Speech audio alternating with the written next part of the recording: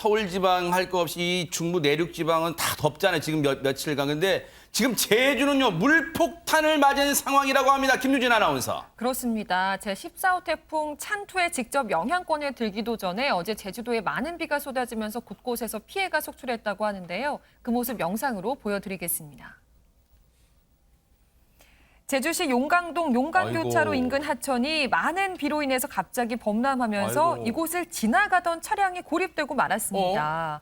차 안에 있던 운전자는 거센 물길에 문도 제대로 열 수 없는 상황이었는데요. 세상에. 결국 신고를 받고 출동한 구조대가 현장에 도착한 뒤에야 운전자는 차량 창문을 통해서 겨우 빠져나올 수 있었습니다. 어이고, 하마터면 큰일 날 뻔했어요. 물살이 조금만 더 거셌으면 저 차량을 그대로 밀고 앞서 보면 하천이 뭔가 이 낭떠러지 비슷한 게 있었단 말이고 하마터면 큰일 날 뻔했어요. 근데 지금 저 하천만 그런 게 아니라 제주 곳곳에 지금 물난리가 났다면서요, 권상일 평론가님. 네, 그렇습니다. 이 피해가 더 커질 것 같아서 우려가 제기되고 있는데요.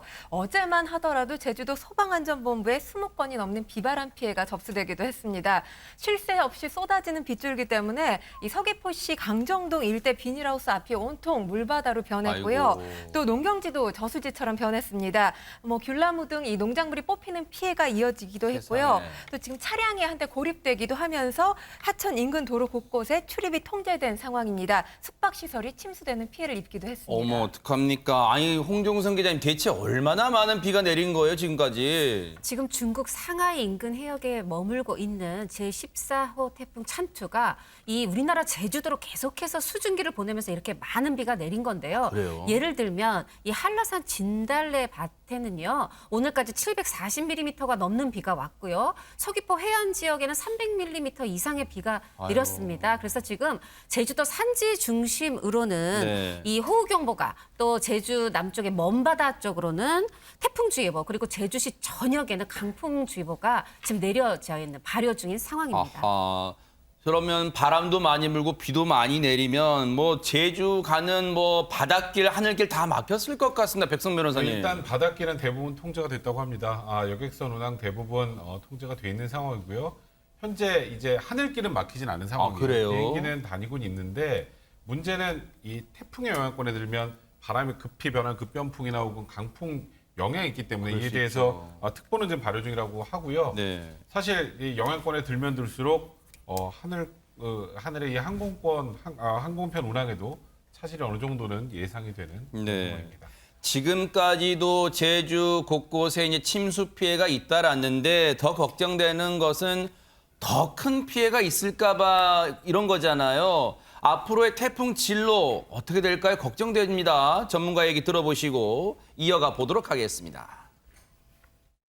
태풍 찬투는 대만의 동쪽 해안을 따라서 중국 상해 부근으로 지금 현재 북상을 하는 중에 이동이 매우 느린 상태를 보여주고 있고 특이하게 남쪽으로 지금 현재 움직이고 있는 그런 상황입니다. 내일 정도부터는 대기 중상층의 기압골을 만나면서 빠르게 이동할 걸로 그렇게 보여주고 있습니다.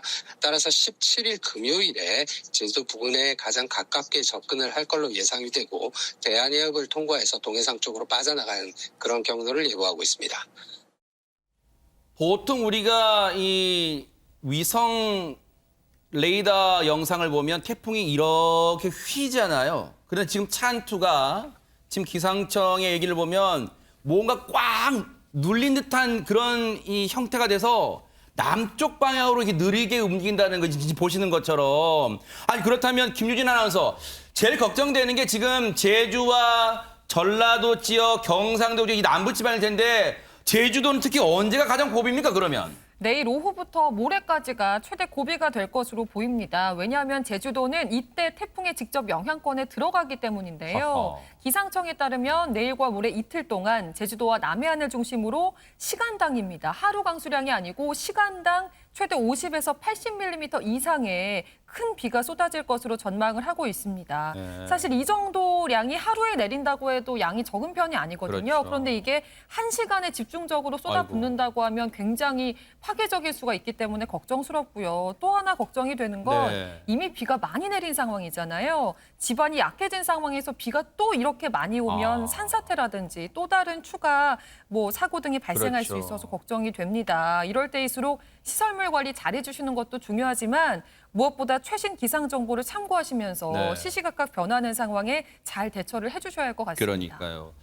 추석을 앞두고 이게 웬 알배락입니까? 정말로 큰 피해 없기를 정말로 제주 그리고 남부지방 다 대비를 해 주시기를 당부드립니다.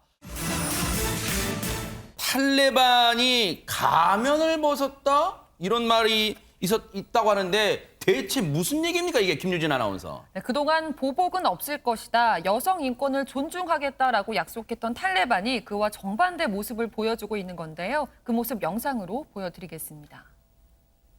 تصمیم گرفتیم برای از اینکه چون شما در جریان هستین کابینه اعلان شد که زنی در کابینه نبود و تمام و این چند 탈레반의 노골적인 남녀 차별에 분노한 아프간 여성들 카불 시내에 모여서 시위를 벌였습니다. 그러자 탈레반 병사들이 나타나더니 여성 시위대를 향해서 채찍을 휘두르기 시작합니다. 어머 세상에. 채찍을 맞은 여성은 고통스러운 듯 비명을 지르고 있는데요. 한편 탈레반과 저항군의 교전 지역에서는 한 남성이 탈레반 병사들에게 포위돼 도로에서 사살되는 사건도 벌어졌다고 합니다. 가게를 운영하던 평범한 두 아이의 아빠인 이 남성이 한 일이라곤 바로 저항군에게 물건을 판 것뿐이었는데요. 탈레반이 이런 식으로 해당 지역에서 살해한 민간인의 숫자 최소 20명에 달하는 것으로 아이고. 추정되고 있습니다. 세상에 지금 어느 시대인데 저렇게 무슨 채찍질이며 지금 총살이며 이런 극악무도한 짓을 벌인단 말입니까? 권상희 평론가님. 네, 그렇습니다. 탈레반 1기 집권 때 공포 정치를 했었는데 그 이후에 지금 유화 메시지를 내기는 했어요. 하지만 유화 메시지를 낸 것과 다르게 1기 때 공포 정치 상황으로 그대로 돌아가고 있는 모습을 보이고 있습니다. 의상부터 모든 게 지금 통제되고 있다고 볼 수 있는데 여성 시위대를 향해서 이렇게 채찍을 휘두르는 모습뿐만 아니라 아까도 말씀하셨지만 이 두 아이의 아빠 압둘 삼이라는 남성이죠. 저항군에게 물건을 팔았다는 이유로 체포가 돼서 모진 고문 끝에 사살되는 일이 발생하기도 했고요. 지금 외신 보도에 따르면 판지시르 계곡에서 민간인이 최소 20명 정도 사살된 것으로 추정이 되고 있는 상황입니다. 저렇게 이제 본색을 드러낸 탈레반. 그런데 대놓고 남녀 차별도 공식화하고 있습니다. 관련 얘기 들어보시고 이어가 보도록 하겠습니다. Women's role in government would be limited. Men and women cannot work together. Yeah, we will not accept any aid or foreign, overseas aid if they put conditions. 이런 가운데 탈레반 병사들의 어처구니 없는 행동이 찍힌 영상이 또 공개됐다면서요, 손정혜 변호사님.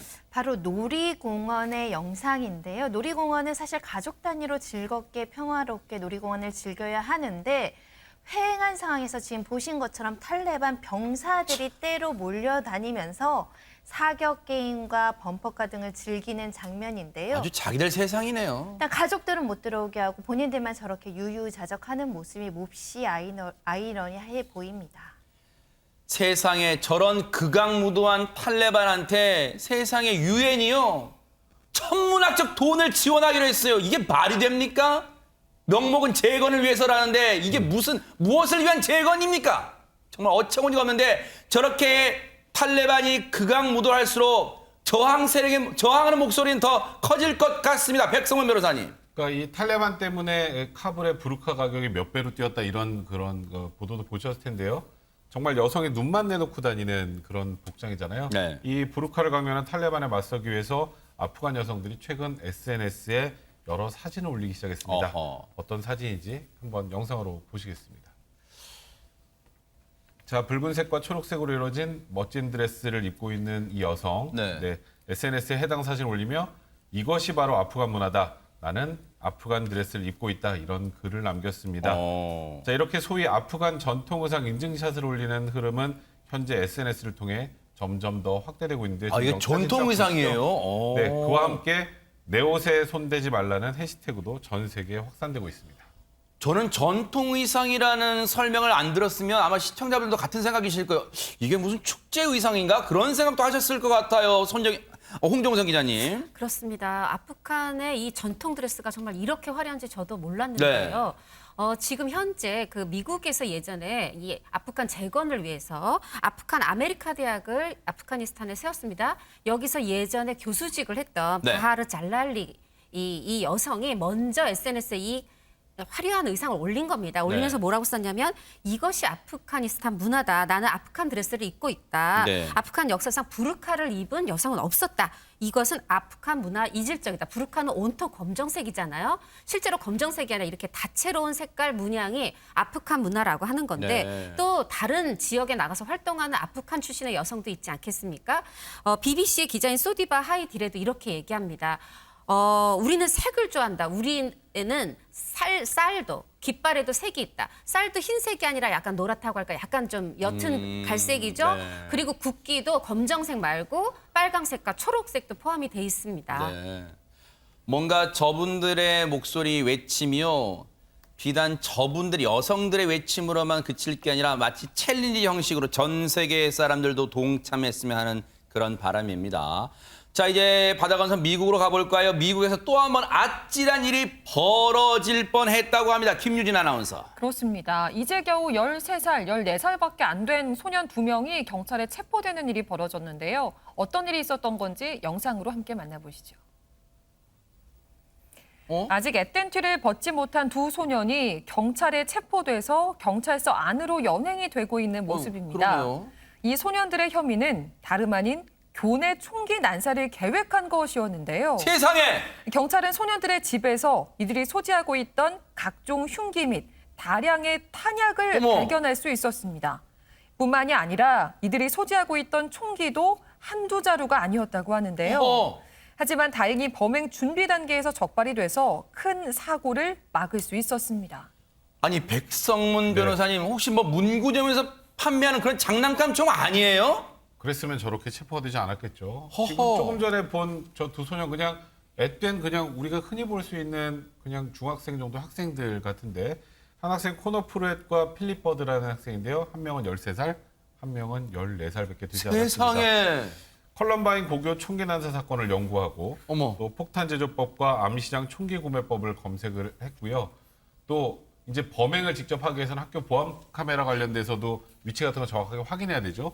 이 학교 보안 카메라 지도를 준비를 했고 세상에. 또 지금 마지막으로 충격적으로 집에서 다량의 총기와 탄약이 발견된 건데요. 같은 반 학생들한테 이 총기 소지 중인 것을 들키고 이걸 학생들이 교사에게 전달해서 이렇게 발각된 것으로 알려지고 있습니다. 듣고도 지금도 믿기지가 않습니다. 관련 얘기 들어보시고 이어가 보도록 하겠습니다. They were planning this. They might have been planning this all summer and just waiting for school to open. My kid could have been a child that got hurt. Any kid. I'm at a loss for words. That these kids could actually be home and their parents not know what they're doing. I'm a nurse. I deal with stuff all the time, and now I have to worry about my kid going to school. Detectives learned the students took an interest in the Columbine High School shooting. They were extensively studying to learn more about the incident and the shooters. 정말로 대형 참사가 일어나기 전에 저 모의가 발각돼서 천만다행인데 손정희 변호사님 뭐 여러 차례 미국에서는 대형 총기 난사 사건이 있었잖아요. 지금 컬럼바인 사건이라는 것은 99년도에 고교생들이 900여 발을 난사해서 교사나 학생들 13명을 죽게 한 아유. 굉장히 끔찍한 사건이고요. 세상에. 대학살이다 뭐 이런 표현까지 쓰는 사건인데 이 사건에 두 소년이 관심이 있었다는 겁니다. 그만큼 크게 위험성이 있었고 계획도 굉장히 구체적이었던 걸 알 수 있는데 이 보안관실 관계자는 대학살이 될 수 있었던 사건을 계획 단계에서 막을 수 있었다. 또 다른 컬럼바인이 될 뻔했다라고 이야기를 하고 있는데요. 체포된 학생 중 한 명의 어머니는 아들은 그저 어린 소년일 뿐이다 이렇게 이야기하지만 그 소년이 실제 흉기까지 구입했다라는 점, 총기도 소지하고 있었다는 점이 놀라울 뿐이고요. 네. 두 소년은 소년원에서 이제 3주간 수감된다라고 하고요. 오는 27일 법정에 나설 예정입니다. 미국에서는 잊을만 하면 총기 소지 자유화를 제한해야 한다는 목소리가 있는가 반면 또 반대쪽에서는 총기 소지를 자유화한다는 목소리 로비스트를 중심으로 만만치 않잖아요. 또 한 번 미국 사회가 들썩일 것 같다 이런 생각도 해봅니다. 그런가 하면 여러분 항상 이곳에서는 조심하라 이런 말 많이 들으시잖아요. 손정혜 변호사님. 네, 바로 에스컬레이터인데요. 뭐 출근하시면서 어디 이동할 때 한 번쯤은 꼭 타시는 겁니다. 맞아요. 근데 항상 조금 아찔한 상황이 연출될 수 있기 때문에 안전사고에 유의를 하셔야 되는데요. 최근에 미국에서 에스컬레이터에서 아찔한 상황이 발생을 했는데요. 어허. 영상으로 보시겠습니다.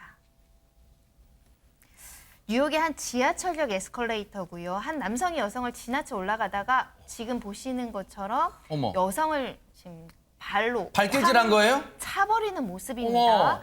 이 갑자기 일어난 일에 여성 그대로 뒤로 넘어졌고요. 남성은 그대로 유유자적 제 갈 길을 가면서 하면 속으로 사라지는데요.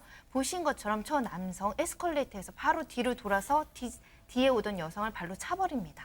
뒤도 안 돌아보기 전에는 자기 갈 길을 가는데 아니 미처 손 쓸 새도 없이 순식간에 벌어졌습니다. 홍종상 기자님. 그렇습니다. 지난 9일 오후 7시 15분쯤 미국 뉴욕의 브루클린 지하철역에서 운행 중이던 에스컬레이터에서 벌어진 일입니다. 지금 보시면 상행 에스컬레이터예요. 네. 여성 위로 올라가고 있는데 뒤에서 오던 남성이 여성을 툭 치고 앞으로 올라간 겁니다. 하니까 실례합니다. 얘기하셔야 되는 거 아니에요 라고 말한 거죠. 했더니 지금 남성이 치고 올라갔으니까 더 위에 올라가 있잖아요. 그 상태에서 뒤로 돌아서서 어머. 발을 뻗으니까 여성의 가슴 위치에 발이 된 건데 그걸 뻥 하고 찼는데 이 여성이 한 손에 쇼핑백을 들고 있었던 데다가 아이고. 너무 갑자기 일어난 일이라 난간을 잡을 틈도 없었기 때문에 이 에스컬레이터의 맨 하단까지, 아이고. 맨 아래까지 굴러 떨어졌다고 합니다. 아니 권상희 평론가님 저 여성 많이 안 다쳤을까요? 걱정됩니다 지금. 영상만 보더라도 추정이 가능하죠. 이 여성이 다리와 팔 등을 많이 다쳤다고 합니다. 여러 곳을 다쳤는데 이 한 매체하고 인터뷰한 내용을 보니까 맹수에게 공격당한 것 같다. 이러면서 고통을 호소하기도 했거든요. 네. 그런데 안타까운 것은 아직까지 이 범인이 잡히지 않은 상황이라는 겁니다. 지금 뉴욕 경찰에서는 해당 이 관련 CCTV 영상을 확보해서 공개 수배에 나선 상황입니다. 아하.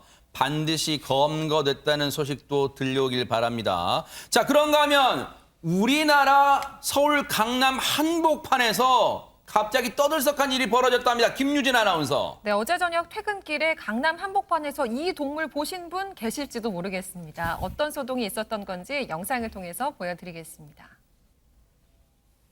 사람들이 웅성웅성 모여있는 곳에 무슨 일일까 가보니까요. 뭐예요? 바로 당나귀들이 나타났습니다. 대박 사건. 혹여나 또 달아날라 출동한 소방대원들이 꼭 붙들고 있는데요. 더 흥분하지 않도록 다독여도 보는 그런 모습입니다. 강남 한복판에 나타난 당나귀는 총 2마리 10여 분간 도로를 뛰어다녔다고 하는데 소방대원들이 당나귀의 눈을 천으로 가리고 나서야 잡을 수가 있었다고 합니다. 어허. 다행히 크게 반항하지 않고 순순히 잡히면서 아찔했던 탈출극은 막을 내리게 됐습니다. 아니 뭐 강남 근처에 동물원이 있던가요? 근데 어떻게 지금 당나귀 2마리가 지금 강남 한복판에 나타나게 된 걸까요? 관련 영상 보시고 이어가 보도록 하겠습니다.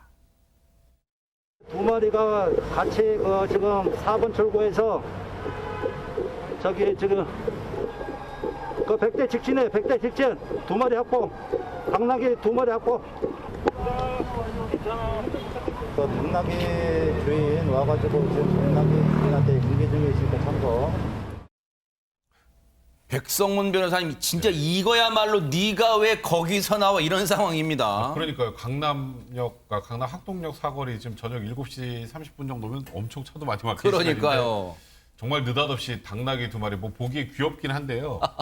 근데 저 시간이면 차도 굉장히 많이 막히고 여러 가지 소동이 좀 있었을 것 같은데 뭐 지금 보시는 것처럼 당나귀 굉장히 순합니다. 그러니까 별다른 피해는 없었는데 네. 말씀드렸던 것처럼 저렇게 뭐 도로 한복판에 아이고. 당나귀가 걸어다니면 차가 못 가잖아요. 네. 그래서 10여 분간 일부 교통 구간 체증이 있었다고 하는데 네. 저 당나귀가 어디서 나왔을까요? 그러니까요. 인근 식당 주인이 애완동물로 기르던 어머. 당나귀라고 합니다. 근데 저 당나귀가 이번에 처음 나온 게 아니에요. 네. 저 당나귀들이 자주 나오나 봅니다. 그래요? 벌써 지난 2월 13일에도 신사동 한복판 지금 보시죠? 저 때예요? 네, 맞습니다. 저렇게 당나귀가 누가 몰래카메라인가 싶었을 텐데 저렇게 유유자적 저렇게 도로 한복판을 건너기도 했고요. 세상에. 또 2017년 3월에도 어미와 새끼 2마리 등 당나귀 3마리가 축사를 탈출해서 가로수길 일대를 돌아다니다가 경찰에게 붙잡혀서 주인에게 인계됐던 적이 있었는데요. 허허. 근데 아무리 뭐 보고 웃어넘길 수 있을지 모르겠습니다만 교통체증에 여러 가지 또 사고가 날 수도 있잖아요. 그렇죠. 일단 그것 때문에 경범죄 처벌법 위반으로 과태료 5만 원을 통보한 상황입니다. 네. 이 애완동물이라고 하니까 앞으로는 좀 더 관리를 철저하게 해주셔야겠다 이렇게 좀 당부를 드릴게요. 뭐 애완동물 뭐 종류가 뭐 꼭 반려견, 반려묘만 있으란 법은 없으니까 대신 잘 관리를 좀 부탁을 드리겠습니다. 그런가 하면 파격적인 복장을 한 유명 인사들이 총 출동한 곳이 있다면서요, 권상희 평론가님. 네, 바로 뉴욕입니다. 뉴욕하면 세계적인 도시고 또 아주 대표적인 게 패션의 도시라고 불리는 곳이기도 하죠. 이 뉴욕 패션계에서 최대 행사로 꼽히는 것이 바로 이 맷갈라라는 행사인데요. 코로나19 때문에 2년 동안 이 행사를 열지 못하다가 최근에 다시 개최가 됐습니다. 지금 그 현장 영상으로 함께 보시죠. 네.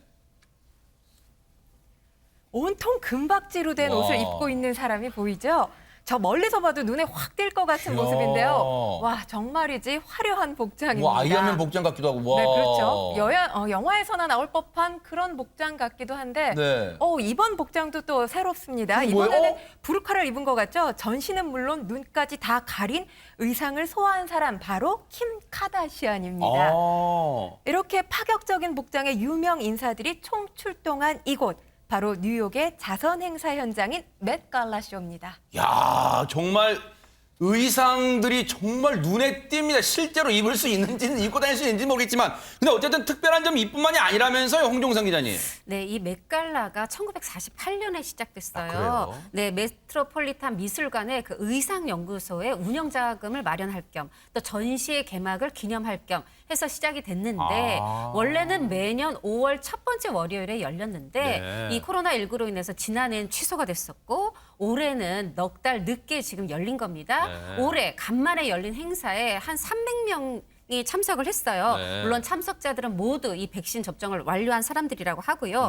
이 독특한 의상들이 눈길을 끄는데 지금 이제 또 보시면 지금 화면에 보이시는 거는 이 그 하얀 조끼에 이 가부장제 못을 박다라고 쓴 그 글씨인데 그건 배우 카라 텔레바인이 이렇게 쓴 건데 만약에 이 뜻이 뭔지 모르는 사람이 있다면 검색해봐라 이렇게 농담을 하면서 이것은 여성의 어떤 그 성평등과 권한에 대한 메시지다라고도 했고 또 이 하원 의원이 있습니다. 알렉산드리아 오카시오 코르테즈 하얀색 드레스를 입었는데 그 하얀색 드레스 뒤태에 이렇게 부자들에게 과세하라. 지금 화면에 보시는 왼쪽입니다. 저렇게 하얀 드레스 뒤태에 빨간 글씨로 부자들에게 과세하라. 이렇게 사회적 메시지를 적어서 등장하기도 했습니다.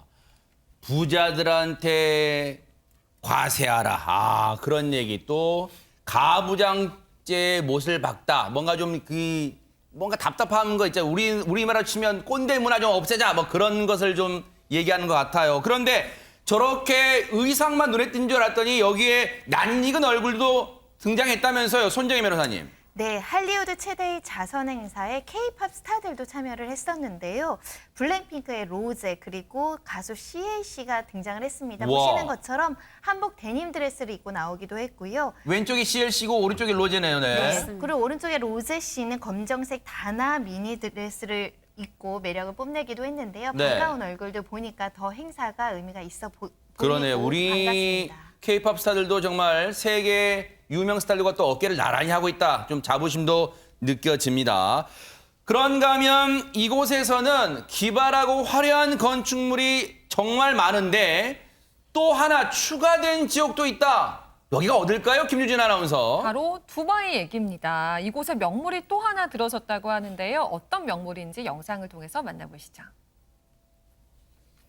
모든 놀이공원의 상징이라고 할 수 있죠. 바로 대관람차인데요. 이번에 두바이 인공섬 블루워터 아일랜드에 들어선 이 대관람차는 높이가 무려 250m로 세계에서 가장 높다고 합니다. 얼마나 높은지 대관람차에 타면 두바이 시내가 한눈에 다 보일 정도라고 하는데요. 이 대관람차에는 48개의 캡슐이 달려 있는데 겉모습만 이렇게 세련된 게 아니라 안에서 식사까지 할 수 있을 정도로 무척 넓고요. 보시는 것처럼 굉장히 낭만적이고 근사해 보이기까지 합니다. 모르긴 몰라도 백성원 변호사님 저거 안 타실 것 같아요. 저는 못합니다. 일단 뭐 너무 높네요. 일단 지금 딱 보시기에도 엄청나게 크죠. 저희 두바이 인공섬 블루워터 아일랜드에 세워진 아인 두바이인데요. 저 높이가 250m면 생각만 해도 좀 아찔한데. 저게 이제 세계 최고 높이라는 건 당연하게 생각이 드실 거고요. 네네. 다음 달 운행을 시작한다고 하는데 저 한 바퀴 도는데 얼마 걸릴까요? 한 바퀴 도는데 38분 걸린다고. 38분요? 중간에 못 내려요. 중간에 못 내립니다. 그리고 저희 뭐 쇼핑몰이나 레스토랑 같은 테마로 꾸며져서 지금 보시는 것처럼 저기서 청원도 하고 저는 못할 장소인 것 같은데 일단은 지금 다른 곳에 있는 여러 관람차보다 훨씬 높고요. 뭐 영국 런던 아이의 거의 2배 정도 높이고 미국 하이롤러보다 82m 정도 높다고 하는데요. 기네스 기록 등재를 앞두고 있다고 합니다. 아하. 이 두바이에 있는 건물들은 영화의 단골 소재 또 장소가 되기도 하잖아요. 아마 저 대관람차도 조만간 영화를 통해 또 보는 모습이 오지 않을까 그런 생각도 해봅니다. 그런가 하면 무엇을 하든 화제가 되는 인물이 있죠. 홍종성 기자님. 그렇습니다. 방탄소년단 BTS인데요. 네. 이번엔 또 BTS가 청와대를 방문했습니다. 청와대를 방문해서 3가지 선물을 받았다고 하는데요. 어허. 네, 첫 번째는 미래 세대와 문화를 위한 특별사절 임명장을 받았고요. 네. 두 번째는 외교관 여권을 받았고 어허. 하나는 기념 만년필을 받았습니다. 와. 이 대통령과 BTS의 만남 생각해보면 지난해 9월에 네. 제1회 청년의 날 때 만났고 1년 만에 재회를 한 건데 네. 그래서 이렇게 한 명 한 명 임명장을 주고받으면서 살갑게 인사를 하는가 하면 멤버 슈가와는 또 이 대통령이 주먹 인사를 이렇게 하는 모습을 보이기도 했고요. 네. 뭐 무엇을 하든 화제가 되지만 또 그래도 해외에서 모습도 굉장히 자랑스럽지만 이렇게 또 청와대에서 외교관 여건을 받는 이런 모습 보니까 또 굉장히 이색적이고 뿌듯하더라고요. 네. 앞서 임명장 보면 왜 임명장이 BTS라고 안 쓰고 김남준 써 있어요. 그 BTS 멤버들이 이 실제 본명은 따로 있잖아요. 뭐 B, 뭐 RM 이렇게 이제 뭐 예명 이렇게 씁니다만 그런데 아마 이제 본명으로 임명장을 받은 것 같은데 아니 권상희 평론가님 이미 뭐 국내는 말할 것도 없고 전 세계를 다 휘어잡고 있는데 뭐 더 나아갈 데가 있습니까? 사실 최고의 자리에 있을 때 가장 관건이 되는 게 그 최고의 자리를 어느 정도 오랫동안 유지하느냐가 관건이 되잖아요. 아마 우리 BTS 역시 이 자리에 어느 만큼 더 오랫동안 지속 가능하게 유지시키느냐가 지금 가장 큰 과제가 되지 않을까 싶은데요. 네. 일단 특별 사절로 19일부터 활동을 시작하게 됩니다. 여권이 눈에 띄네요. 여권이 빨간색네. 네, 그렇죠. 어허. 이 76차 유엔 총회에 문재인 대통령과 함께 동행할 예정이고요. 그래요? 이미 지난 7월에 특별 사절로 임명되기도 했었습니다. 그러면서 이번 이 유엔 총회에서 연설과 퍼포먼스를 보여줄 예정이라고 하고요. 네. 20일에 개최되는 SDG 모먼트 행사에 참석해서 역시 연설, 퍼포먼스 보여줄 예정이라고 하니까요. 네. 뭐 팬들뿐만 아니라 모두가 기대하셔도 좋을 것 같습니다. 그러네요. 자, 관련 얘기 한번 들어보시고 이어가 보도록 하겠습니다. 나는 뭐 이렇게 우리 BTS의 팬이기도 하지만 여러모로 참 고마운 것이 외교에 굉장히 큰 도움을 받고 있습니다. 우선 대한민국의 한 국민으로서 뭔가 국익과 이렇게 나아가서 외교에까지 도움이 된다는 말씀을 해주셔서 더한 영광이 아닐 수 없습니다. 지금도 대한민국의 긍지를 높여주는 BTS 앞으로도 더 많은 활동 또 응원해 보도록 하겠습니다. 많은 분들이 뉴스파이터 이틀 동안 김유진 아나운서 어디 갔어요? 그랬는데 백신 휴가를 마치고 돌아왔습니다. 김유진 아나운서 네. 반가운 소식 갖고 왔나요? 그랬으면 좋았을 것 같은데 그러지 못했습니다. 아하. 왜냐하면 오늘 발표된 코로나19 신규 확진자 수가 2,080명. 일주일도 안 돼서 다시 2,000명대 확진자가 발생했다는 우울한 세상에. 소식을 전하게 됐기 때문인데요. 특히 더 우려스러운 건 수도권에서 전체 확진자의 80.5% 역대 최다 확진자가 발생했다라는 점이고요. 특히 서울에서만 800명이 넘는 확진자가 쏟아진 상황입니다. 제가 엊그저께 이 꺾은선 그래프를 확진자 꺾은선 그래프를 보면서 1433까지 내려왔을 때 제발 이제는 더 이상 W자 보이지 말고 쭉쭉쭉쭉쭉 내려갔으면 좋겠다고 했는데 제 입이 방정이었을까요? 다시 지금 명확하게 W자를 그리고 있습니다. 권상희 평론가님. 그나마 다행스러운 건 백신 접종률은 지금 굉장히 속도전 빨리 진행이 되고 그래요? 있는 그런 상황입니다. 뭐 저도 어저께 1차 백신 접종을 했는데요. 아하. 오늘 기준으로 말씀을 드리면 1차 접종을 한 인원수는 인구 대비 접종률 67.8%를 나타내고 있고요. 네. 권장 횟수 접종 모두를 마친 접종 완료자는 인구 대비 40.3%입니다. 네. 일단 뚜벅뚜벅 백신 접종률은 뚜벅뚜벅 지금 올라가고 있는 상황이라서 그나마 좀 반가워요. 그런데 확진자 생기다 보면 이제 동선을 추적하기 쉽지는 않지만 동선 추적하다 보니까 이런 일까지 생겼다면서요, 김유진 아나운서. 네, 지난주에 코로나19 확진 판정을 받은 한 여성의 동선을 추적하던 경찰이 이 동선 중에 수상한 업소가 있는 것을 포착을 하고 이곳을 급습한 건데요. 어허. 당시 상황 영상으로 보여드리겠습니다.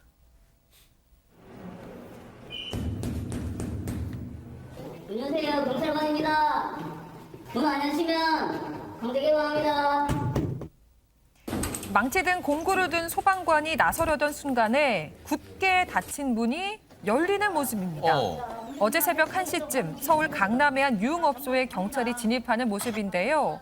이곳은 30대 남성 황모 씨가 지하 1층에 폐업한 노래방을 인수해서 몰래 운영해온 유흥업소. 허허. 단속을 피하기 위해서 건물 뒤쪽 주차장을 통해서 손님을 받아온 것으로 드러났습니다. 조사를 해보니까 이곳은 여성들을 손님으로 받는 그런 곳이었는데요. 전문직 종사자나 외국인 유학생 등 여성들을 대상으로 회원 가입을 받아서 운영해온 불법 업소였다고 합니다. 그동안 코로나19 국면에서 심야에 저렇게 이 방역당국이 경찰이 단속했을 때, 급습했을 때 보통은 여성 종업원들이 있는 곳, 유흥업소였는데 지금 손정희 변호사님, 이곳은 여성들을 상대로 한 유흥업소라는 거예요. 네, 그래서 이번에 적발된 그 손님들도 대부분 여성이었다라는 것이고요. 지금 업주와 손님 등 38명이나 지금 감염병 예방법 위반 혐의로 적발이 되어 있고요. 관할 구청에 이제 통보된 상태라고 하는데요. 심지어는 이 업소는 이 영업장 신고도 제대로 하지 않아서 미신고 영업소라고 합니다. 네. 그렇다면 식품위생법 위반 혐의도 입건될 수 있는 상황이고요. 업주와 남성 종업원들도 모두 이제 입건된 상태라고 하는데 일단 미신고 업주이기 때문에 감염법 예방법 위반 혐의로 이제 조사가 가능한지는 이제 법률 검토를 해야 될 것으로 보이지만 이런 상황에서 저렇게 또 몰래 더군다나 신고하지 않은 영업종에서 30명 이상 이렇게 영업을 할 수 있다는 것이 놀랍습니다. 그러니까요. 코로나19 국면에서 스트레스가 쌓인다고 이런 식으로 스트레스를 풀어서야 되겠습니까? 자, 그런가 하면 그동안 백신 5접종 여러 가지 상황 전해드렸는데 하다 이런 상황까지 벌어지고 있다네요. 백성문 변호사님. 우리가 보통 백신 5접종하면 용량을 받아두거나 아니면 유효기간이 지났거나 아니면 맞아야 할 백신 말고 다른 백신을 놨거나 이것만 생각을 했는데 지금 현재 백신 접종자 관련해서 미성년자들은 대상자가 아닙니다. 그죠? 그런데 이런 일이 있었네요. 전북 전주의 한 병원에서 13일에 네. 이제 이 12살 소년 A군이 엄마하고 이제 눈다래끼 치료 때문에 병원에 갔어요. 하필 어머니가 또 화장실 가셨습니다. 네네. 근데 이제 백신 접종하는 쪽 안에서 이름을 불렀는데 본인 이름이라고 착각을 했던 것 같아요. 아이고. 자기는 이제 눈다래끼를 이제 치료받으려고 들어가는데 거기서 이제 느닷없이 네. 백신을 맞게 돼버린 겁니다. 그러니까 12살 초등학생이 좀 엉뚱하게 지금 잘못 들어가서 백신을 맞은 상황인데 혹시라도 그러면 몸에 문제가 있을까? 근데 천만다행히 지금 뭐 백신에 대해서 큰 이상 반응은 없고 그리고 현재 안정을 취하고 있다고 하는데요. 하다가 진짜 지금 말씀하셨던 것처럼 백신 5접종 중에 이런 5접종도 다 있네요. 아니 이게 말이나 됩니까? 보통 이제 우리 아이 어릴 때 생각해 보세요.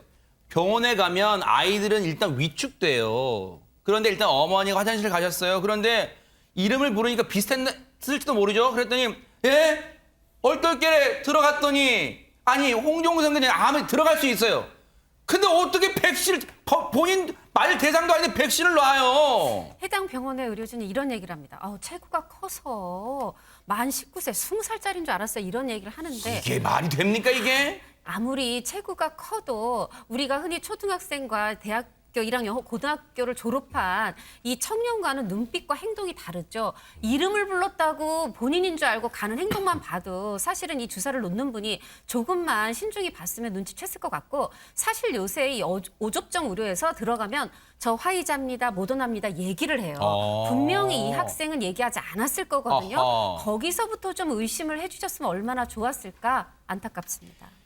물론 의료진 분들 고생 다 압니다. 그런데 혹시라도 이게 하도 많은 분들을 이제 백신 접종하다 보니까 이른바 매너리즘에 빠져서 들어오면 그냥 기계적으로 백신 놓고 하다 보니까 기본적으로 확인해야 할 인적 사항도 소홀히 한 거 아닙니까? 당연히 우리가 건강검진만 받으러 가도 이름, 생년을 앞자리 대보세요. 다 이렇게 하는 거 아니에요? 그 작업만 했어도 지금 아이한테 지금 아이 얼마나 두렵겠어요. 지금 이 부분도 반드시 책임질 부분이 있다면 책임져 주시고 다시는 이런 일 없게 하기를 당부를 드리겠습니다. 자, 이제 추석이 얼마 진짜 며칠 안 남았어요. 그런데 정말로 부모님 복 뵙고 싶은 자식들의 마음 어디다 이제 비견하겠습니까? 권상희 평론가님. 제가 한 장의 사진을 보고 정말 마음이 울컥했는데요. 이 사진 한 장이 모든 걸 때로는 다 이야기해주는 경우도 있습니다. 추석을 앞두고 사진 보시면 아이고.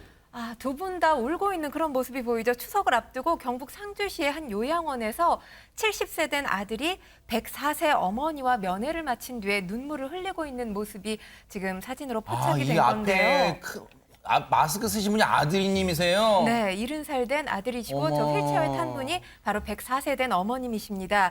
지금 오는 27일까지 요양병원과 요양시설에서 환자와 면회객 이 두 사람 모두가 백신 접종을 마친 경우에 한해서 대면 면회를 지금 허용하고 있는 상태인데, 백신 접종을 두 모자가 마쳤기 때문에 저렇게 대면으로 만날 수는 있었지만 코로나19 상황 속에서 오랜 시간 동안 만나지 못했을 거 아니에요. 그러다 보니까 이 짧은 면회 시간 너무나 안타까웠을 것 같은데 결국 두 사람 모두 눈물을 보였다는 이야기가 들립니다. 아이고, 저렇게 곳곳에서 이제 요양병원에서 앞서 말씀드린 것처럼 백신 접종을 완료하신 분에 한해서만 대면 면회를 허용한 거예요. 아까 수첩으로 아버지, 어머니 산소에 다녀왔어요라는 글도 쓰고 세상에 그렇게 일회용 장갑 끼어서 서로 악수도 하고 이 체온도 느끼고요. 저렇게 뭔가 그동안 못다한 정을 나눴어요. 그런데 요양병원 면회가 허용된 첫날 앞서 그 사진 보셨지만 눈물을 흘리는 아들이 어떻게 비단 저 아드님 뿐이겠습니까?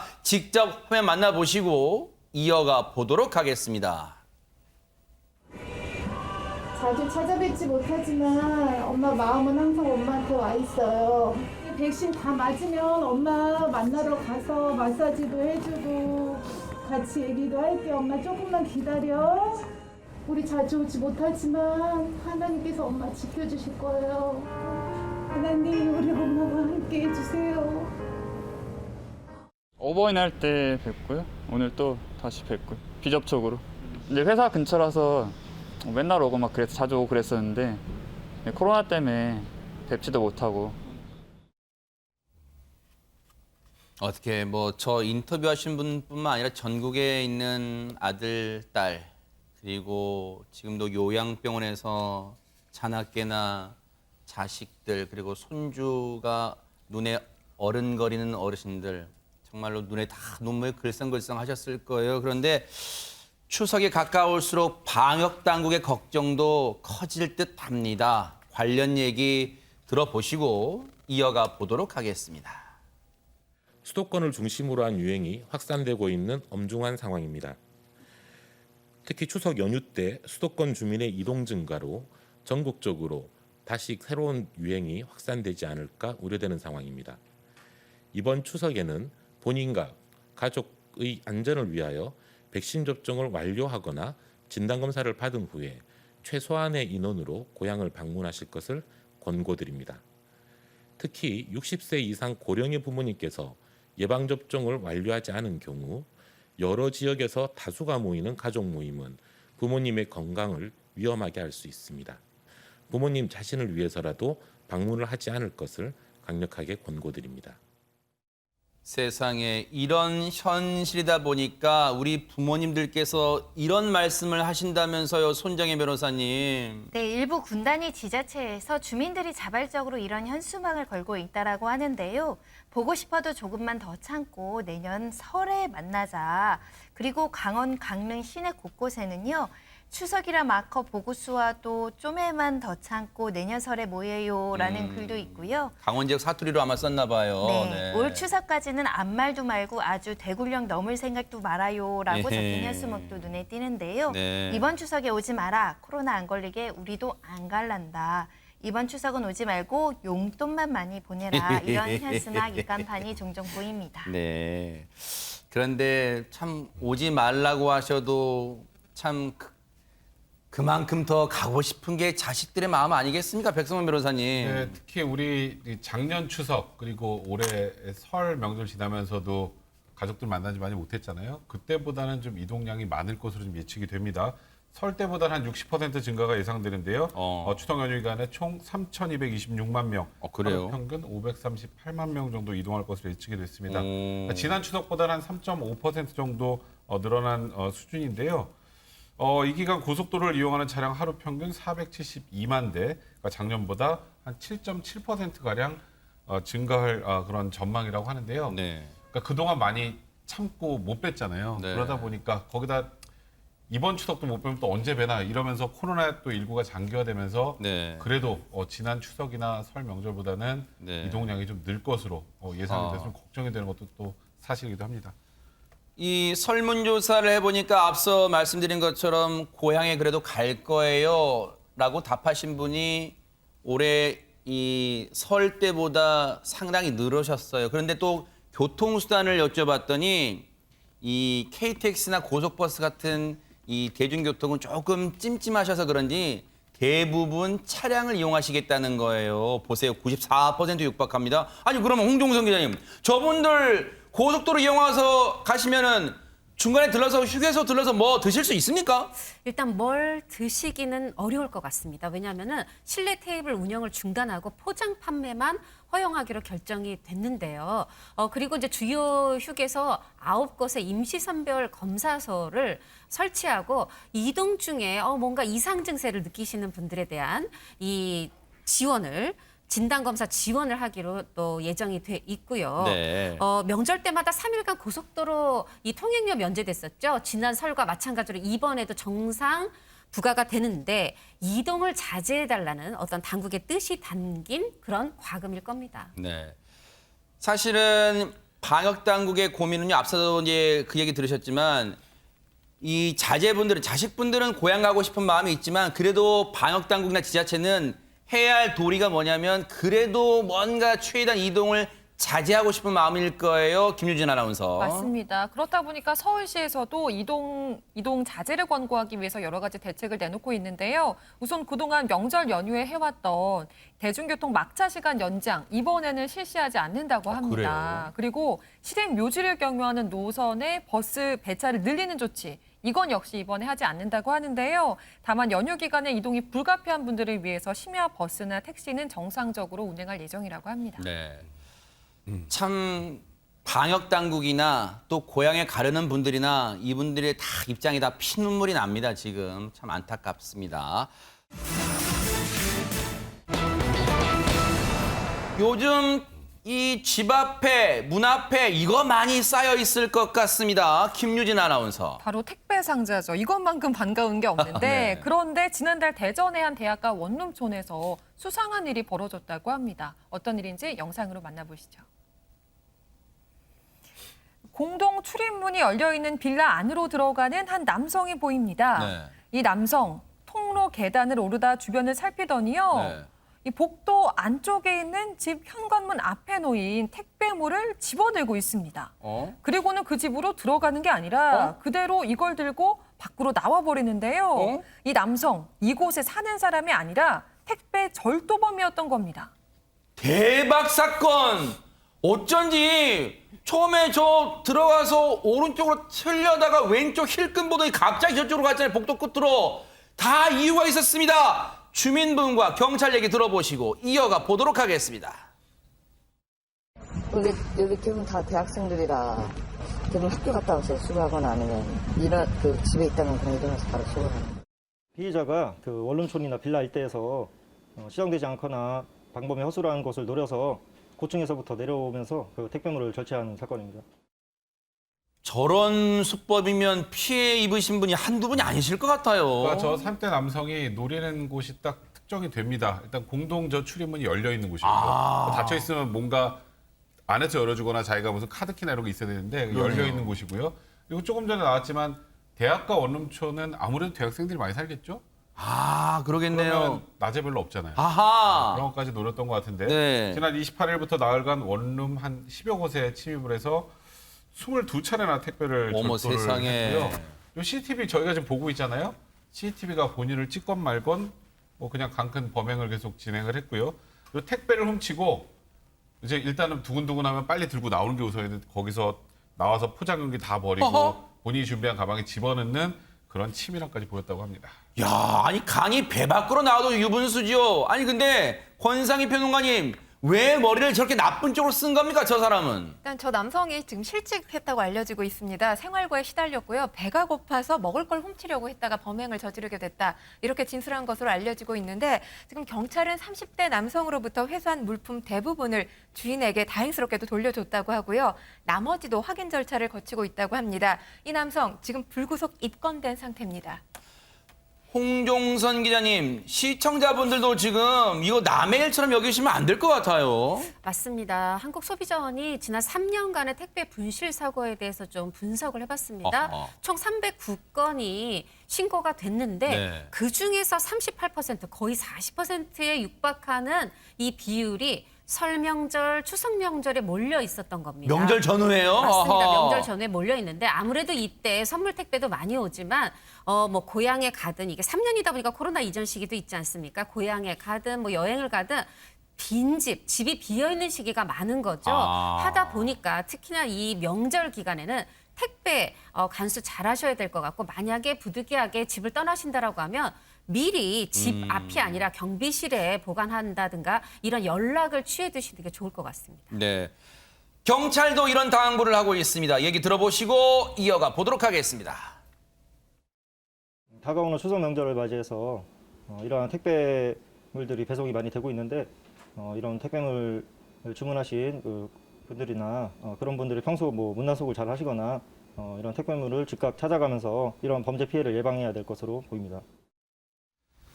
그러니까요. 저렇게 에이 나는 이런 우리 동네는 그런 일 없어라고 하시다가요. 방심하시다 또 피해자가 될 수 있으니까요. 반드시 저런 요령 같은 걸 숙지하고 계시면 도움이 될 듯합니다.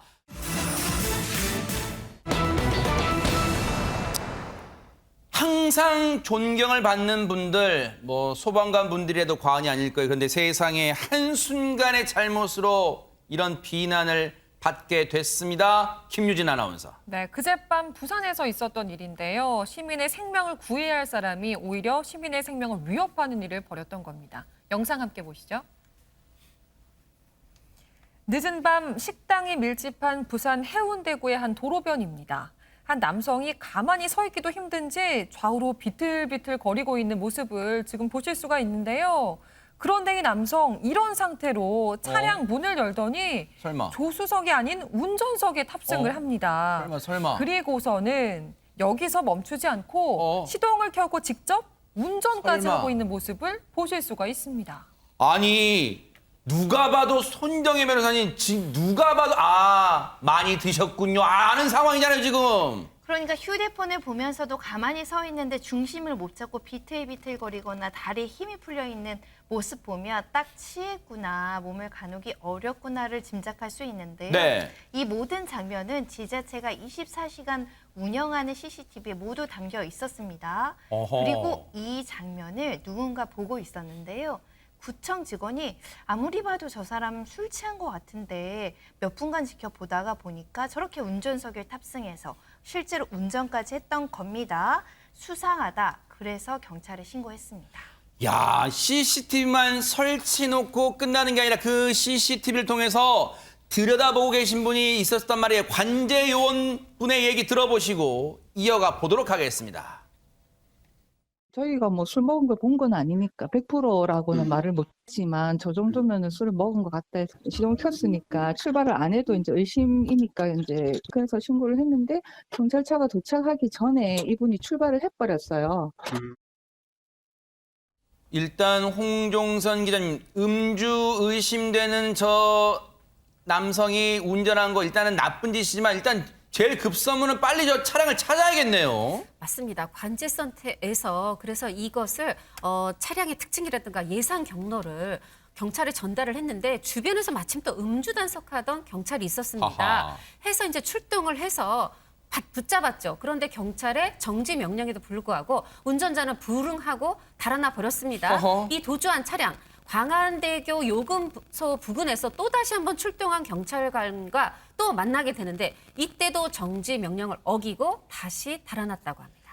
비틀비틀 운전에 그냥 내빼기까지 그냥 대놓고 나 음주했습니다. 광고하고 있네요. 그러니까 아까 우리 CCTV 관제센터 보던 직원이 저 비틀거리는 모습만 봐도 술 먹은 걸로 의심이 된다고 했잖아요. 뭐 운전자 입장에서는 또 걸렸다고 생각하니까 그대로 도망가 버렸는지 모르겠습니다만 정말 위험천만했습니다. 말씀하셨던 것처럼 광안대교 요금소 부근에서 경찰이 마주하고 이제 정지 신호를 보냈는데도 불구하고 20여 분간 또 도주 행각을 벌였는데 그 과정에서 운행 중인 택시로 들이받기도 하고요. 주택가 골목길까지 들어가서 결국 이제 체포가 됐는데 네. 주택가 골목길이라고 하면 사람들 다니면 반사신경이 아무래도 술을 마시면 늦어지기 때문에 맞아요. 큰 사고로 이어질 뻔한 건데요. 다행히 그런 사고는 나지 않았는데 저렇게 이제 결국은 어쩔 수 없이 저렇게 이제 현행범으로 체포되는 상황에서 음주 측정까지 불응했다고 합니다. 아니, 음주 측정까지 거부해요? 대체 무슨 배짱입니까? 관련 얘기, 경찰 얘기 들어보시고 이어가 보도록 하겠습니다. 대화도 잘 안 되고 또 호흡이 좀 가빠와가지고 종합적으로 판단했을 때 음주한 증상이 나오는데 자기가 안 부르지.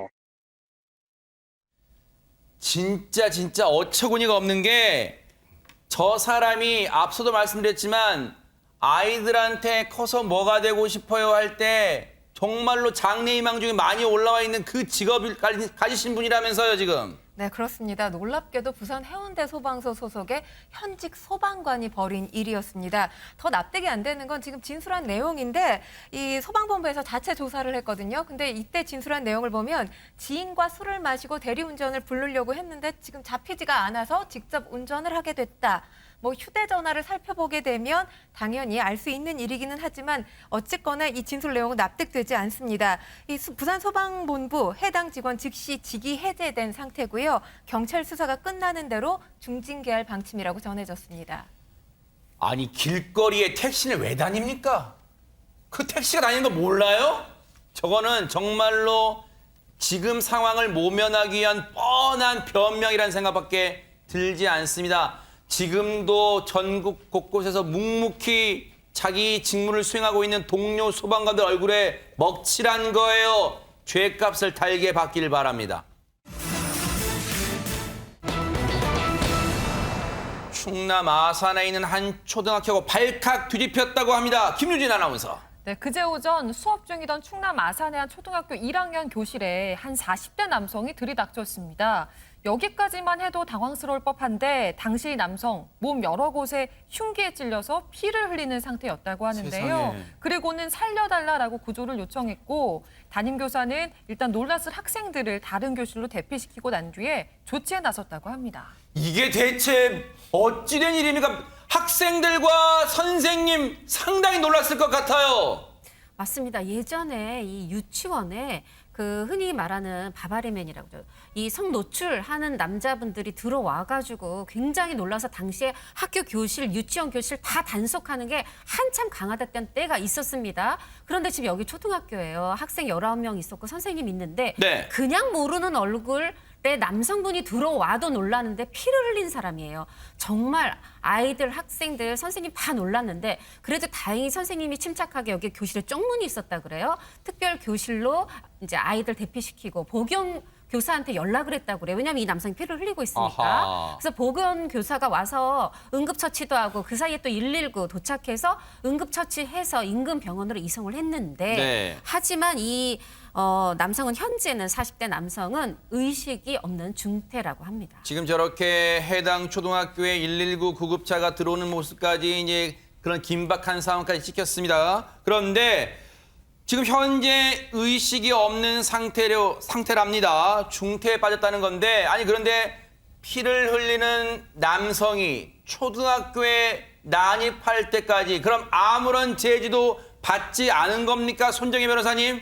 그 때문에 학교에 보안 문제가 있는 거 아니냐라는 점이 지적되고 있는데요. 일선 학교들 가시면은 정문에는 이제 지킴이 보안관에서 이제 인력이 배치가 되어 그렇죠. 있는데 후문은 배치가 안 돼 있습니다. 뭐 되어 있는 곳도 있는데 이 학교는 인력 배치가 안 돼 있었고 그 아이들 등하교할 때만 살짝 열어놓고 닫아놓는다고 하는데요. 아마 후문 쪽 담장은 수목으로 울타리가 있었기 때문에 문이 닫혀 있었지만 그쪽으로 들어온 것 같다. 이렇게 추정이 된다는 게 학교 측의 입장이고 앞으로 이에 대해서 더 안전 보안 대책을 세우겠다라는 게 교육지원청의 입장인데요. 일단 사건 당일에 다른 학생들도 혹시 놀랐을 수 있기 때문에 전교생은 기가 조치된 상황이었습니다. 앞서 정문과 이 학교의 정문과 후문 상황 보세요. 너무 확연하게 차이가 납니다. 정문은 앞서 말씀해 주신 건 요즘 초등학교 지나가 보신 분 아시죠? 학교 보안관이 정문에 딱 설치되어 있습니다. 그 보안관실이. 그래서 뭐 어떻게 오셨습니까? 이렇게 제지를 할 수 있지만 후문, 오른쪽 후문 상황 보세요. 지금 저 철제 펜스는 거의 형식적으로 돼 있고 옆에는 전부 수목, 나무들로만 돼 있어요. 거의 요식행입니다. 그러다 보니까 후문 관리는 허술한데 아니 그러면 저 남성, 피를 흘렸던 남성은 대체 어디를 통해서 들어왔을까요? 백성문 변호사님. 일단은 정문을 통해 들어온 건 아니고 저 후문을 통해서 들어왔다고 추정할 수밖에 없겠죠. 저기 넘어서 들어온 것으로. 그러네요. 그러면 이제 일단은 이 남성이 현재 흉기에 찔린 상태에서 의식이 없는 상황이다 보니 경찰 입장에서는 이 사람이 어떻게 들어왔는지 인근을 탐문해 볼 수밖에 없겠죠. 아하. 탐문하는 과정에서 더 충격적인 건 학교 인근 야산에서 이 40대 남성 말고 또 다른 30대 남성이 흉기에 찔린 채 숨져 있는 그 상황을 또 경찰이 확인하게 됩니다. 세상에. 이 30대 남성은 흉기에 2군데 정도 찔려서 지금 사망한 상태라고 하기 세상에. 때문에 이 상황에 대해서 정확한 사실관계 확인이 필요한 상황인 것 같습니다. 아니 이게 무슨 소름 끼치는 지금 사건입니까? 아니 그러면 이 야산에서 숨진 채 발견된 남성과 피를 흘리면서 급박하게 교실로 들어온 남성 사이 혹시 관련이 있는 인물일까요? 권상희 평론가님? 네, 두 사람 사이에 관계가 있습니다. 사장과 종업원 사이의 관계인데 먼저 숨진 30대 남성 같은 경우는 인접지역 위치한 음식점의 사장이고요. 지금 이 흉기에 찔려서 학교에 난입한 40대 남성 같은 경우는 이 음식점에서 일을 했던 종업원과의 관계라는 것이 파악이 된 상태입니다. 어허. 두 사람 이 세종시에서부터 함께 동행한 것으로 추정되고 있는 상황입니다.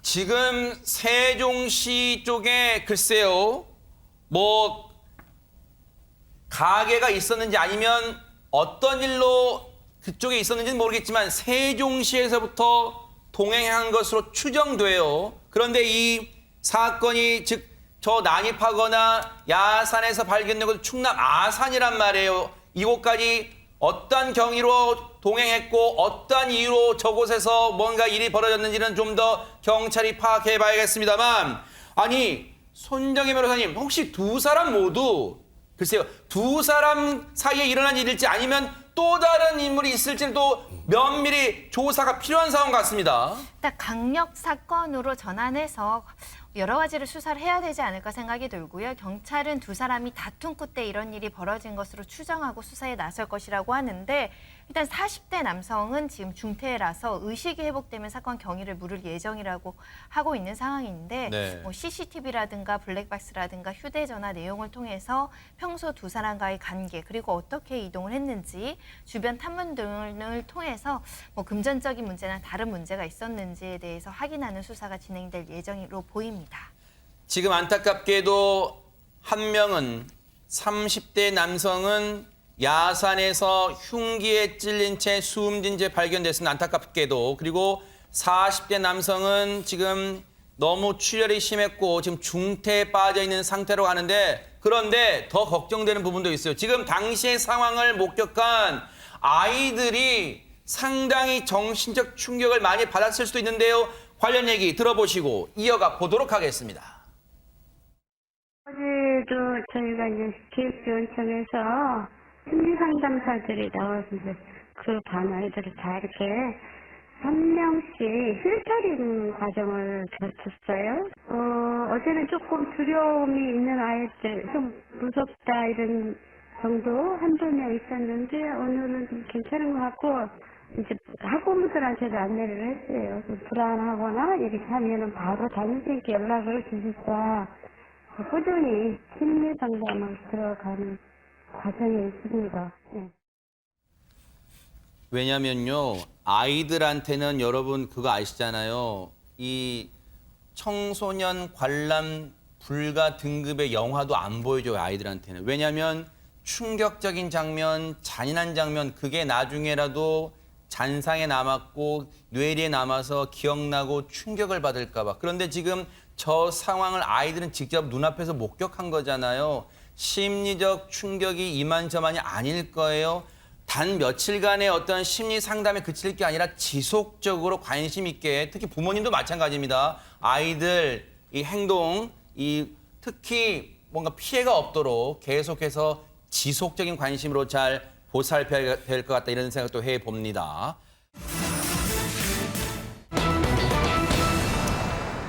연예인이 참 뭐 좋은 일로만 언론에 이름이 오르내리면 얼마나 좋겠습니까? 김유진 아나운서. 네, 오늘은 배우 하정우 씨 이야기를 좀 해보려고 합니다. 하정우 씨는 지난 2019년 1월부터 9월까지 강남의 한 성형외과에서 19차례에 걸쳐서 프로포폴을 불법 투약한 혐의로 기소가 됐는데요. 네. 어제 1심 선고 공판이 있었습니다. 먼저 어제 법원의 모습을 드러냈던 하정우 씨의 모습부터 보여드리도록 하겠습니다.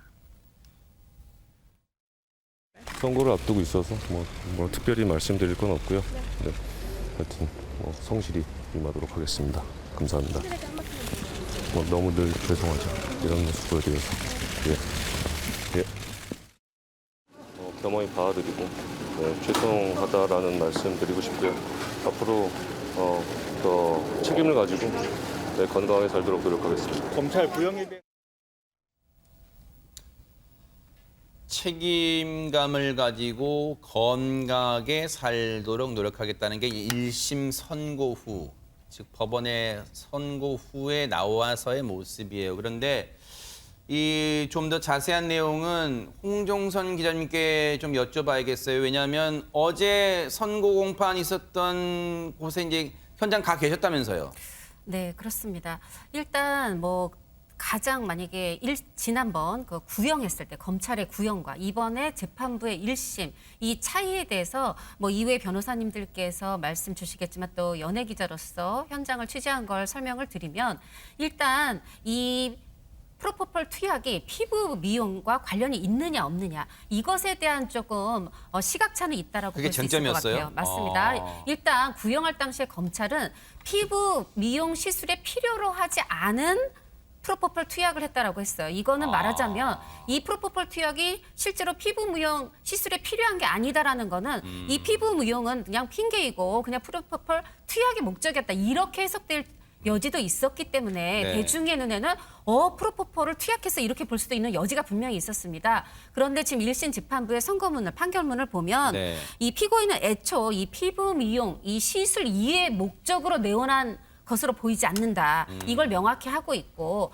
또 이 19번의 이 투약에 대해서도 실제 이 하정우 씨가 투약한 것보다 더 많은 양이 게재돼 있다는 거예요. 진료부에. 그래서 어떤 정확한 투약 양도 이거를 말하자면 가늠하기가 어렵다라고 했고, 이제 어떻게 보면은 이 하정우 씨 측에서 가장 반길 대목은 이 부분일 것 같아요. 어느 부분이냐면 의존성이 있다고 보기 어렵다. 그러니까 의존성이 만약에 프로포폴에 대해서 있다라고 하면 피부 미용과 상관없이 계속해서 투약을 목적으로 했었는데 이 의존성이 없다라고 법원은 보았습니다.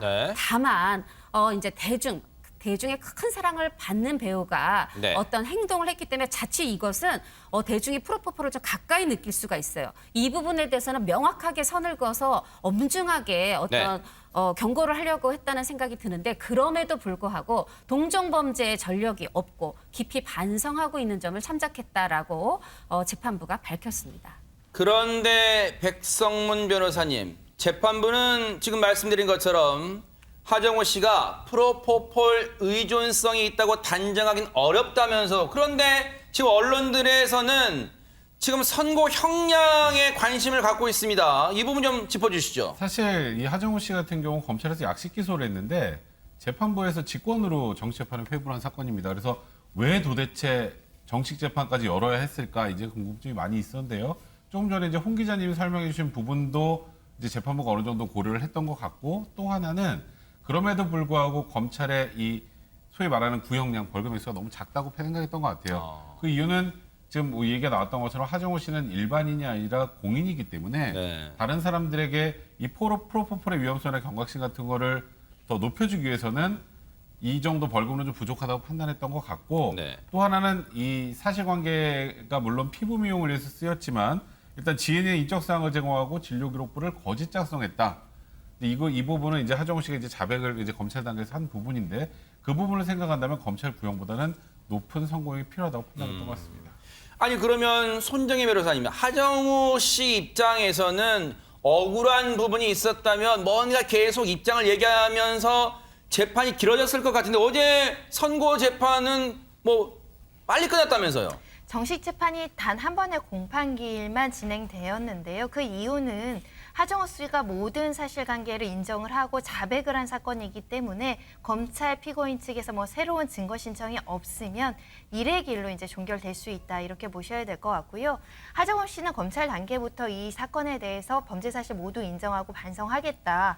그리고 다시 한번 기회를 준다라고 한다면 가오를 만회하고 빚을 갚을 수 있도록 해달라고 하면서 자백하고 선처하는 태도를 보였기 때문에 재판이 길어질 이유가 없었던 사건이고요. 네. 이 피고인이 요청해서 정식 재판 청구를 한 것이 아니고 재판부가 직권으로 했던 것이기 때문에 재판부가 조금 더 면밀하게 살펴봐야 될 것이 있다거나 양형 고민을 위해서 기일이 열렸다라고 여기시면 될 것 같습니다. 뭔가 억울한 점을 항변하지 않고 모든 혐의를 인정한 배경은 뭘까요, 홍종선 기자님? 사실 뭐 따지고자 한다면 해명하고 싶은 것도 있고 주장하고 싶은 것도 있을 겁니다. 그런데 지금 어제 들어갈 때 답이 들어있어요. 팬들께 이런 모습을 보여서 죄송하다. 또 그동안 누누이 말해왔습니다. 이 대중과 가족, 또 영화 관계자들, 이 업계의 관계자분들께 걱정과 심려 끼쳐서 죄송하다. 사실 이미 영화 촬영을 다 마치고 개봉을 앞두고 있는 보스턴 1974가 있고, 봄에 촬영을 마친 야행이 있고, 지금 촬영 중인 수리남이란 드라마가 있고, 앞으로 찍어야 되는 피랍이라는 영화도 있습니다. 이 모든 것들이 너무 많은 사람들과 연결이 돼 있는 그 부분에 대해서 하정우 씨가 굉장히 죄송함을 가지고 있고, 그런 와중에 지금 이거저거를 따지기보다는 고개 숙여 사과한 게 맞다고 생각합니다. 사회에 기여하는 건강한 배우가 되겠다는 본인의 약속 지켜질지 많은 분들이 지켜볼 것 같습니다.